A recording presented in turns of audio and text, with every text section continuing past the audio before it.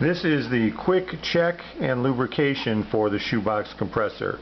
If you find any problems during this check, you refer to other videos. They'll show you how to correct them. First thing is, before you even remove the cover on your ShoeBox compressor, make sure that it's unplugged from the wall and that all air lines are off of the compressor. You want to be safe. If you start this thing up or flip a switch with this power line plugged in, this crank arm will move around and can cut your finger off. So the first thing we want to check for is whether or not everything's free moving. You can turn the crankshaft by hand here. It should go around with some tension, you can see, but basically no problems. If you can't move this by hand, there may be excessive friction in the system somewhere. Next thing we want to do is come in here and check the tension on the chain.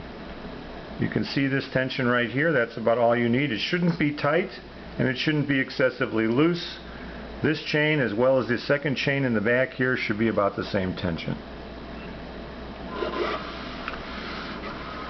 Next thing we're going to check is the side play on the crankshaft.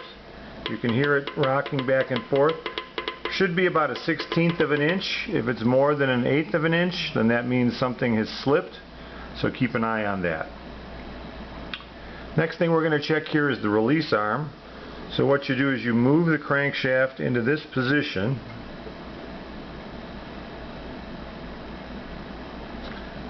and then you flip the switch on. Remember to have your power plug unplugged.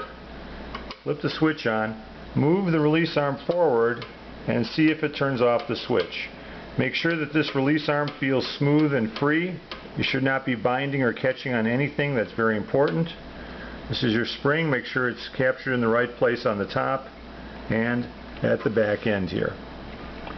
Once you've done this, you've done your quick check. You look good. Make sure your bushing down here is running freely.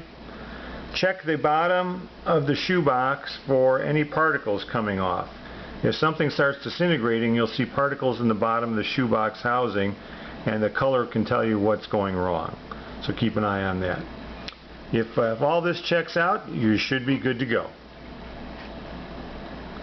The last thing then is to move your pistons into this position. Take a little dab of lithium grease, you can see that, and dab it on the front part of the shafts. You come around and put it on both sides. Just a little dab will do you. And you put it on the front part of the shaft here, so that way when it cycles, again you can see how much I'm putting on my finger here,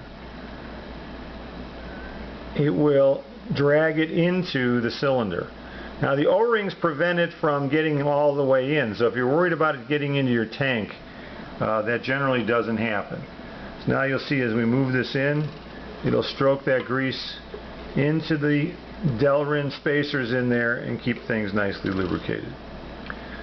So that should do it for check and maintenance lubrication for your ShoeBox compressor.